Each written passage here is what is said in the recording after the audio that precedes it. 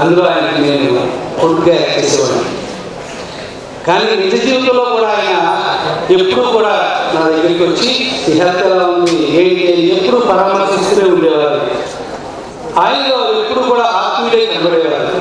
అందుకని కాలేజ్ డేలో నాటకంగా యాక్ట్ చేసిన పాత్ర నేను ఆయన ఎప్పుడు లైఫ్లో ఆయన నా పాత్రగానే భావిస్తాను. అట్ ది సేమ్ టైం ఈరోజు నవ్వుల రోజు, నవ్వించే రోజు, నవ్వుల ఎక్సర్సైజ్ పెద్ద పెద్ద కెమెరా చూపించి నవ్విస్తే అది ఆరోగ్యాన్ని ఇచ్చాడు. మనం నవ్వించాల్సింది బాడీని కాదు, మనసు. అలా మనసును నవ్వించే ఏకైక హాస్యనటుడు శ్రీ రామయ్య గారు. కానీ సంగీతంలో కఠిన ఉంటుంది, మా డైరెక్షన్లో కఠిన ఉంటుంది, చాలా విషయాల్లో కఠిన ఉంటాయి. కానీ కామెడీలో కఠిన అంటే అది చాలా కష్టం. అది చేసి గుర్తించిన ఒకే ఒక హాస్యనటుడు శ్రీ రామయ్య గారు. ఇప్పటికీ మీకు గుర్తుంటుంది ఒక సీన్ ఉమ్మడి కుటుంబంలో ఆయన వెనకాల పంచి తిరిగిపోయినప్పుడు ఎలా కవర్ చేసుకోవాలి దీన్ని అని అటు ఇటు తిరిగి ఒక చేట వెనకాల వెళ్ళిపోయే సీన్ ఇప్పటికీ కళ్ళు మూసుకుంటే మనకు కనబడుతుంది. మన నిద్రలో కూడా ఏదైనా కష్టం వచ్చినప్పుడు గుర్తు చేసుకునే నవ్వు బదులు అల్లు రామయ్య గారు. అధ్యక్షులు కొండలరావు గారు, మా అన్న దాసరి నారాయణరావు గారు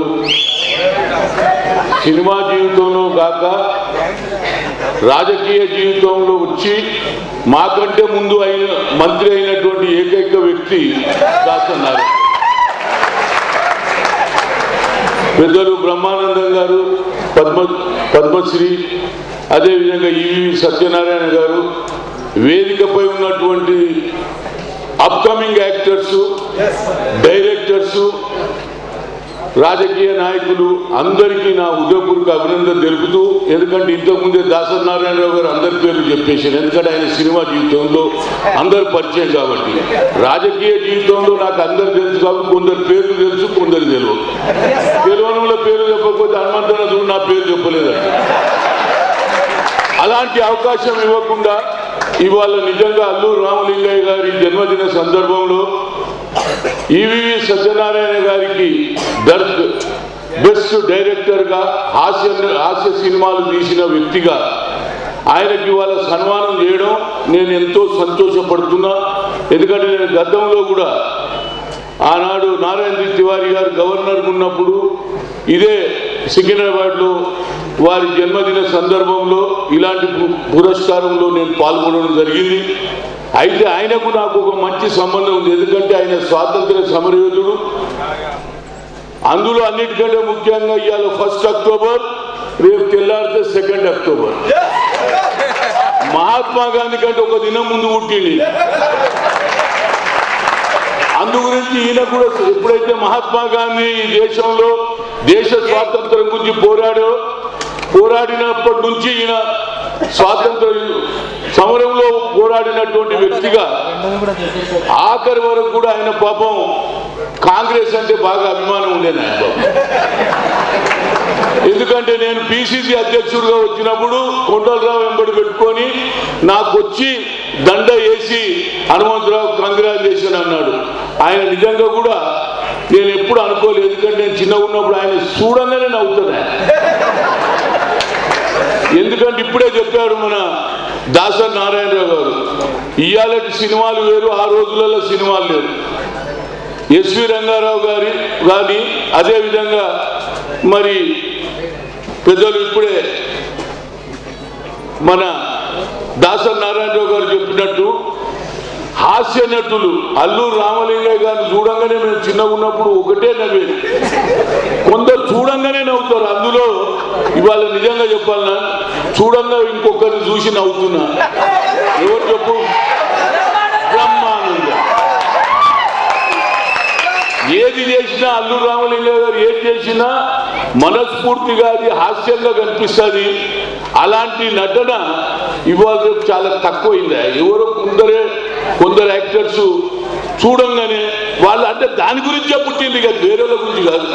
అసలు హాస్యం నటన అంటే వాళ్ళతో మొదలైంది.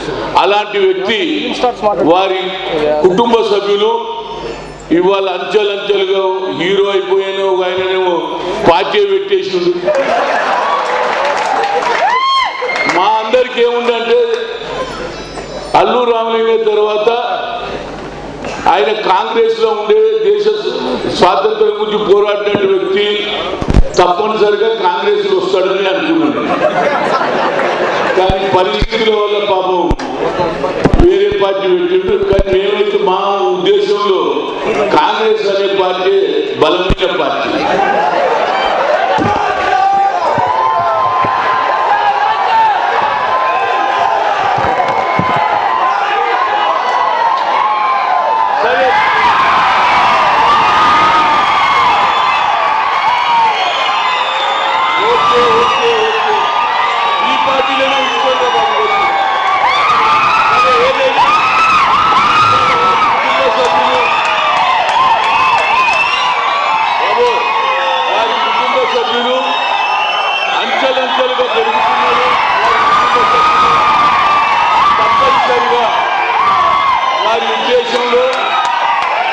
అంచెలంచెలుగా అల్లు రామలింగయ్య లాగా పేరు సంపాదించి సినిమా జీవితంలో కానీ రాజకీయ జీవితంలో కూడా పైకి రావాలనేది నా ఉద్దేశం. అంత చెప్తే మీరు వస్తారా లేదా అనేది ఆయన ఆలోచన చేస్తారు. ముందే చెప్తుంటారు. ఏదైనా ఇవాళ ఉన్నటువంటి పరిస్థితుల్లో అల్లు రామలింగయ్య నాకు మంచి మిత్రుడు. ఆయనతో నేను పిసిసి అధ్యక్షుడుగా తర్వాత ఎన్నోసార్లు కాంగ్రెస్ ఆఫీసులో రావడం జరిగింది. అందుగురించి ఆ మాటలే చెప్పినా అంతకు తప్పితే వేరే ఉద్దేశంలో నేను లేను. చిరంజీవి కూడా నాకు మంచి మిత్రుడు. నేను సినిమా ఎందుకంటే తెలియని వాళ్ళు ఎక్కువ సపోర్ట్ చేస్తారు, తెలిసిన వాళ్ళు సపోర్ట్. ఏదైనప్పటికీ ఆయన ఈ సన్మాన సభలో ముఖ్యంగా ఈవి సత్యనారాయణ గారికి ఇవాళ అవార్డు ఇవ్వడం నాకు చాలా సంతోషంగా ఉంది. తప్పనిసరిగా ప్రతి సంవత్సరం ఇలాంటి అవార్డు ఇవ్వడం జరుగుతుంది. హాస్య నటులను చూసే మాకు కూడా అవకాశం కలుగుతుంది. ఎందుకంటే నవ్వుతూలో ఉన్నటువంటి కోపం కానీ మనకి ఎన్ని ప్రాబ్లమ్స్ ఉన్నా అలాంటి సినిమాలు చూస్తే నేను కూడా అప్పుడప్పుడు ఇంకేదైనా పంచాయతీ అయితే సినిమాలు పోతాను. ఎందుకంటే సినిమాలు చూస్తే ఇంట్లో పంచాయతీ తగ్గిపోతుంది. అలాంటి సినిమాలు రావాలని మరి అల్లు రామలింగయ్య కుటుంబ సభ్యులు అంచెలంచెలుగా వారి అల్లు అరవింద్ కానీ వారి మిగతా తమ్ముళ్ళు కానీ అందరూ కూడా అంచెలంచెలుగా పైకి రావాలి సినిమా జీవితంలో కానీ నిత్య జీవితంలో కోరుతూ మరొకసారి అల్లు రామలింగయ్య గారి ఈ సభకు కొండలరావు గారు పిలిచినందుకు, అదేవిధంగా ఈవి సత్యనారాయణ గారికి అవార్డు ఇచ్చినందుకు వారందరికీ పేరు పేరున నా ఉదయపూర్వక అభినందనలు తెలుపుకుంటున్నాను. జై హింద్. నన్ను ఆశీర్వదించడానికి వచ్చిన పెద్దలందరికీ, ఇచ్చేసి అందరికీ నా ధన్యవాదాలు. ముందుగా నన్ను ఈ అవార్డుకి ఎంపిక చేసినందుకు కొండలరావు గారికి, వారి మిత్ర బృందానికి, అలాగే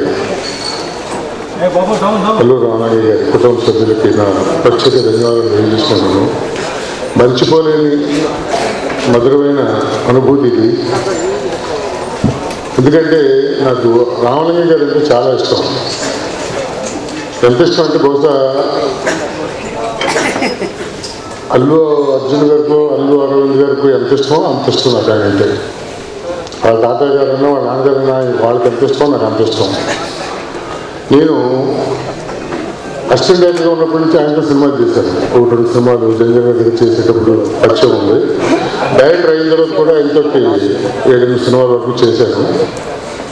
ఇప్పుడు నటుడుగా ఆయన ఎప్పుడూ ఫెయిల్ కాలేదు. ఎప్పుడూ నటుడుగా ఆయనకి ఇచ్చిన పాత్రను 100% న్యాయం చేశాడు. ఆయన నటుడుగా నో డౌట్ ఆయన మహానటుడు.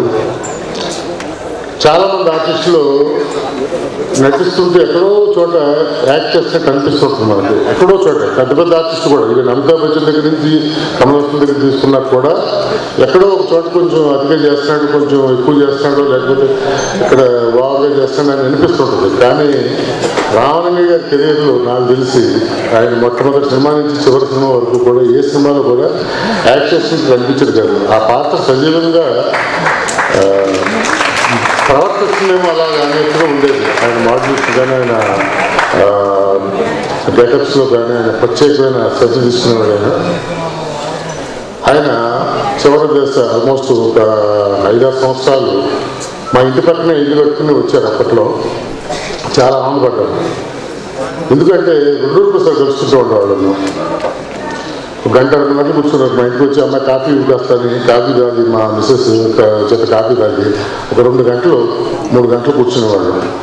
నిజంగా జనరల్గా ఆ వయసులో పెద్దవాళ్ళు ఎవరైనా వస్తుంటే ఏమో ఈ వీడు వస్తున్నాడు, ఈ నష్టపడతాడేమో ఇలాగా కొంత మనకు అనిపిస్తుంది. కానీ రామలింగ గారు వస్తుంటే ఇంతో ఇంకో గంట ఉంటే బాగుంది, ఇంకో 2 గంటలు ఉంటే బాగుంది. ఎందుకంటే మహాజ్ఞాని, ఒక గ్రంథాలయం, ఒక మిత్రుడు, ఒక ఆప్తుడు, ఒక శ్రేయోభిలాషి, ఒక గురువు అన్నీ ఆయనలో ఉన్నాయి. నిజంగా ఆయన జీవిత పాఠాలు, ఆయన జీవితంలో ఆయన నేర్చుకున్న అనుభవాలు అవన్నీ చెప్తుంటే మనకి కళ్ళ ముందు ఊహించుకుంటుంటే అద్భుతం. ఒక్కొక్క సంఘటన ఒక సినిమా తీయచ్చు. అంత కష్టాలు పడ్డాడు ఆయన, అన్ని నష్టాలు పడ్డాడు, మంచి చూశాడు, చెడు చూశాడు, జీవితం అన్నీ చూశాడు ఆయన. అంతటి మహానుభావుడికి అద్భుతమైన కుటుంబం లభించడం అనేది నిజంగా ఆయన అదృష్టం, ఆ కుటుంబ సభ్యుల అదృష్టం. ఆయనకి ఆ కుటుంబ సభ్యులు దొరకడం, ఆ కుటుంబ సభ్యులకి ఆయన దొరకడం అనేది అంత గొప్ప వ్యక్తి ఆయన. ఆయన నాకు ఒక మిత్రుడు, ఒక గురువు, ఒక గైడు, ఒక తండ్రి లాంటి వాడు. నేను గర్వంగా చెప్తాను. నేను మా మిస్సెస్ కూడా ఆయన అంటే చాలా ఇష్టం మాకు. నాకు ఈ మధ్యన సంఘటన జరిగింది. ఒక 1 month బ్యాక్ అనుకోకుండా ఒక అవార్డు ఫంక్షన్, టీవీ అవార్డు ఫంక్షన్కి వెళ్ళాను.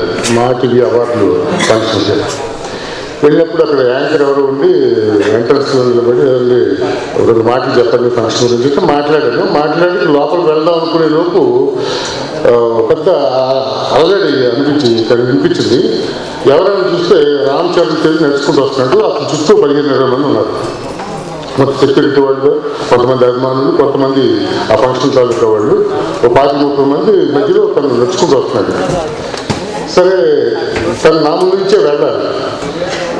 సరే నాకు పెద్ద పరిచయం లేదు నిజంగా. సరే పరిచయం లేనప్పుడు మనం విషయం అంత బాగోదు, గడుపుకుని అతను మరి కరెక్ట్గా విష్ చేస్తారో లేదో ఎందుకు అనేసి నేను పక్కకి వెళ్ళిపోయి కొంచెం అడిగి నిలబడ్డాను. నిలబడి 1 నిమిషం 2 నిమిషం జస్ట్ ఒక 5 seconds వెనక నుంచి హలో సార్ బాగున్నారంటే వాయిస్ చూస్తే రామ్ చరణ్ హ్యాట్సాప్ అనిపించింది. నేను సిగ్గుపడ్డాను. అదే నేనే పలకరించి ఉండాల్సిందే అని అనిపించింది నాకు. తర్వాత రండి సార్, ఎవరికోసం ఏం చేస్తున్నారో లోపల రండి సార్ అని పదండి అని దాచి చూపించడానికి నిజంగా అప్పుడు అనిపించింది ఈ సంస్కారం ఇదంతా కూడా రామయ్య గారి దగ్గర నుంచి వచ్చింది అని. అలాగే ఆ ఫంక్షన్, అదే ఫంక్షన్లో లోపలికి వెళ్ళి ఒక గంటన్నర అవార్డులు బహుకరిస్తున్నారు.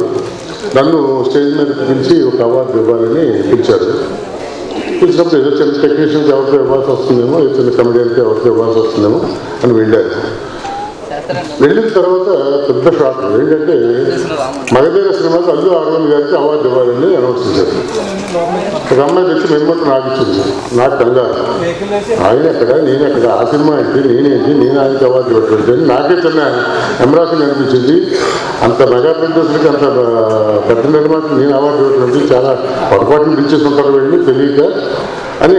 ఏం చేయాలని తెలియక ఆయన వస్తున్నాడు స్టేజ్ మీదకి. నాకు ఏం చేయాలని తెలియక మన ఇవ్వడం బాగోదు, ఆయన స్థాయి ఇస్తూ ఉండాలి అన్న ఉద్దేశంతో పక్కనే మ్యాట్రిక్స్ ప్రసాద్ గారు ఉంటే ఎవరిని అవార్డు తీసి ఆయన ఇచ్చి మీరు ఇవ్వండి సార్ బాగుంటుందనేసి ఆయన చేతిలో పెట్టేశారు. అరవింద్ గారు వచ్చారు బయటికి, గిరిచిన తీసుకుంటారు సార్ మీరే ఇవ్వండి సార్ అని దగ్గరికి వచ్చేసాడు ఆయన. నిజంగా షాక్. అంటే ఈ సంస్కారం నిజంగా రామలింగ గారి కుటుంబం, రామలింగ గారి దగ్గర నుంచి నేర్చుకున్న సంస్కారం. ఆయన గురించి ఎన్ని చెప్పినా కూడా నాకు 4-5 సంవత్సరాలు ఆయన తోటి అనుభవాలు, ఒక 10-15 సినిమాలు తీసే అంత అద్భుతమైన విషయం చెప్పాడు. అంత మంచి మహానుభావుడు వాళ్ళ రామలింగ గారికి దొరకటం, ఆ కుటుంబ సభ్యులు దొరకటం అనేది నిజంగా ఆ కుటుంబ సభ్యుల అదృష్టం. ఆయన పేరు ఇచ్చే అవార్డు నాకు రావటం నా అదృష్టంగా భావిస్తున్నాను. ఈ ఇన్సిడెంట్ జరిగిన తర్వాత ఫంక్షన్ అయిన తర్వాత నేను ఇంటికి వెళ్ళి మా మిస్సెస్ పిల్లలు నరేష్ రాజేష్ వాళ్ళు ఉంటే ఇలా జరిగింది, ఇలా రామచారి చెప్తున్నాను. నేను పలకరించకుండా అది తిరిగిపోయి నుంచి తనే వచ్చి పలకరించాడు చాలా రెస్పెక్ట్గా. అరవింద్ గారు ఇలా అన్నారు అంటే మా మిస్సెస్ అన్నారు. వాళ్ళు సరే వాళ్ళ అమ్మాయిలు కూడా అలాగే ఉంటారు, చిరంజీవి గారు మిస్సెస్ అని, వెంకటేశ్వర మిస్సెస్ అని, వాళ్ళ పెద్ద అమ్మాయి గారు కానీ, వాళ్ళ మదర్ కానీ అందరూ అలాగే ఉంటారు. ఏ ఫంక్షన్లో కలిసినా కూడా చాలా ఆప్యాయంగా పలికిస్తారు. చిన్న పెద్ద అనే తేడా ఉండదు. అంత చాలా ఒక సామాజికలాగా ఉంటారు. నిజంగా చాలా హ్యాపీగా ఫీల్ అవుతుంటాం. ఎవరైనా పెద్దవాళ్ళు వస్తుంటే మనకేం పక్కకి వెళ్ళిపోతుంటారు, కానీ వాళ్ళు వస్తుంటే నిజంగా ఎదురెళ్ళి ఆప్యాయంగా పలికిస్తారు. అంత మంచి వాళ్ళు అని చెప్పినప్పుడు నిజంగా చాలా ఆనందపడుతుంది. అంతా కూడా రామలింగ గారు నేర్పిన సంస్కారం అది. నిజంగా మహానుభావుడైన ఆయన పేరున నాకు ఈ సన్మానం చేయడం నిజంగా మర్చిపోలేని అనుభూతి. ఈ మధురానుభూతిని నేను 10 కాలాల కోసం ప్రజల జ్ఞాపకాన్ని దాచుకుంటూ ఆయన గురించి ఇప్పుడు కూడా ఆయన చెప్పిన సలహాలని ఆయన చాలా సలహాలు చెప్పాడు నాకు. ఇండస్ట్రీలో ఎలా ఉండాలి, ఎలా ఉండకూడదని అవన్నీ నేను పాటిస్తున్నాను. నా పిల్లలకు కూడా చెప్తున్నాను, నాకు తెలిసిన వాళ్ళకి కూడా చెప్తున్నాను. ఆయన చాలామంది ఆదర్శవంతులు. ఆ ఆదర్శ పేరు నాకు ఇచ్చిన ఈ అవార్డుకి నేను నిజంగా చాలా హ్యాపీగా ఫీల్ అవుతున్నాను. మరొకసారి అరవింద్ గారి కుటుంబ సభ్యులకి, ఈ సంస్థ వారికి నాకు ధన్యవాదాలు తెలియజేసుకుంటూ నన్ను ఆశ్రయించిన పెద్దలందరికీ నా ధన్యవాదాలు తెలియజేస్తున్నాను. Thank you.